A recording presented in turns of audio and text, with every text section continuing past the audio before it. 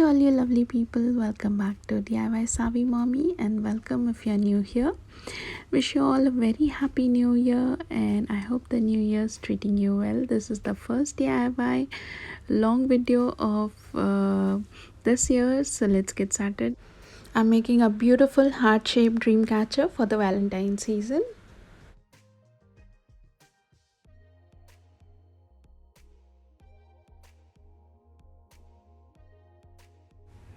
I've taken this heart-shaped metal form and I'm wrapping it up with this white thread. This thread is 3-ply thread. One of the ply has a silver finish to it, so it gives a little bit of subtle bling to my dream catcher. So first of all, I'm going to tie a secure knot 2 to 3 times on the top portion of the heart shape, and from here I'm going to make loops inwards like so. You can see I'm moving the needle and the thread inwards to make loops, so at equal distance I'm going to make loops as such on the entire rim of the heart shape.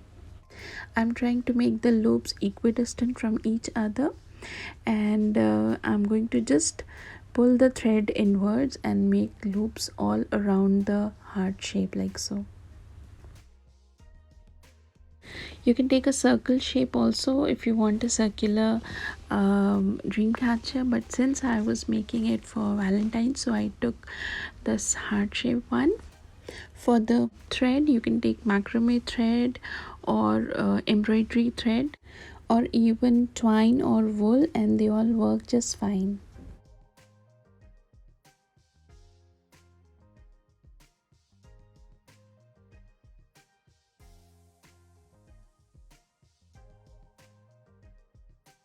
So the first round of looping is done. I'm going to start with the second round, and for this I have taken one bead. I inserted the bead, and using the previous loop I'm going to create another loop, and now this time I'm going to create one loop between the previous two loops so that the bead comes in between the first two loops that I created. So here you can see that taking the support of the previous loops, I'm just looping further ahead, attaching one bead, inserting one bead at a time, and then with the same method, that is putting the needle inwards, I'm creating further loops using the previous loops. Now after this, the process is pretty much the same. I'm just going to create more and more loops in the similar way. This portion needs a little bit of time and patience, but one by one we are going to thread in the beads and keep on looping until we reach the center of the heart, and then we are going to close the loop. If your thread gets over in between, then you can just tie a knot wherever the thread gets over, and you can start with another thread. Just need to ensure that the thread is nicely cut and it is the knots are not clearly visible.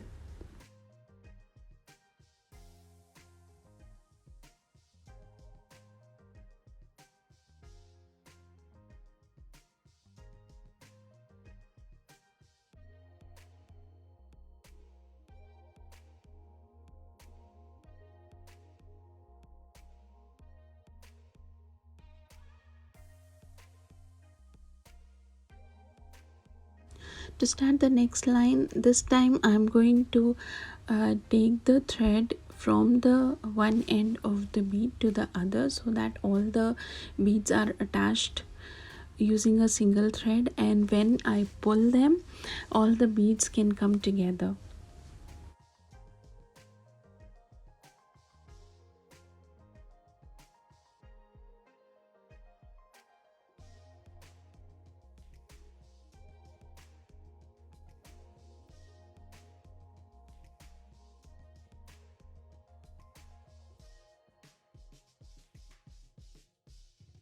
So here you can see that I'm almost halfway through, and one by one I'm still putting the beads and then pulling the thread as tight as possible and creating loops to complete the entire design.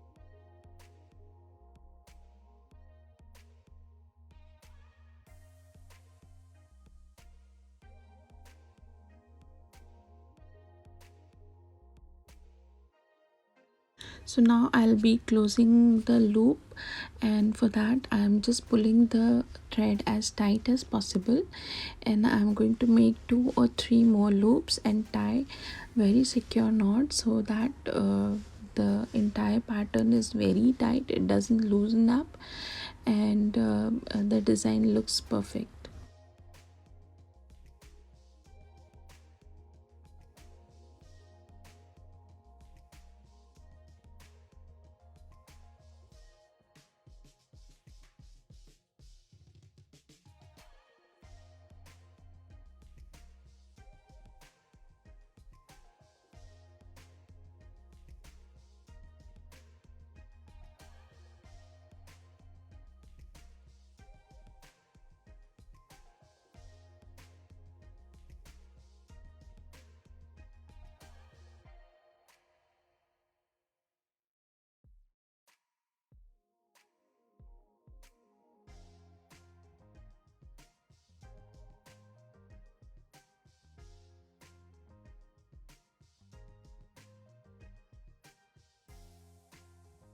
So here the frame of the Dreamcatcher is ready. It looks so beautiful. The beads are iridescent in color and they look very very pretty, showing all the 7 colors, and with the white thread it's looking gorgeous. Now I'm going to embellish the Dreamcatcher a little bit more. So for that I'm adding 3 loops at the bottom portion of the Dreamcatcher, and I'm using 5 beads each in the 3 places, and I'm going to make some more detailed embellishments over here.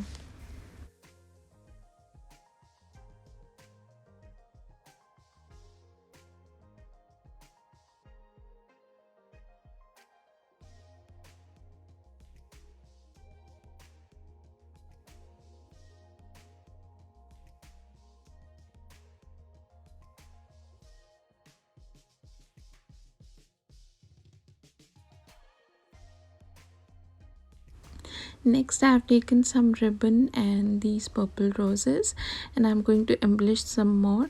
You can also use feathers and some more beads, whatever you have at hand you can use them, but since purple is my favorite color and there were roses with me at hand in purple, so I thought why not use purple roses over here.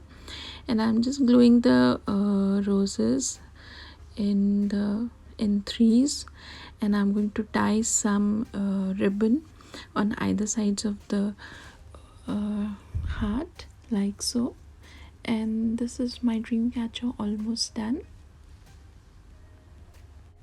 Now since the dream catcher is going to be suspended above the bed, so I thought why not make the same embellishments on both the hands, on both the sides of the dream catcher, so that if the dream catcher even rotates or moves around, so the design and the embellishments can be seen from both the sides. So I'm going to glue the roses and the ribbons on both the sides so it looks balanced and it looks beautiful. And this is how my beautiful heart-shaped dream catcher turned out.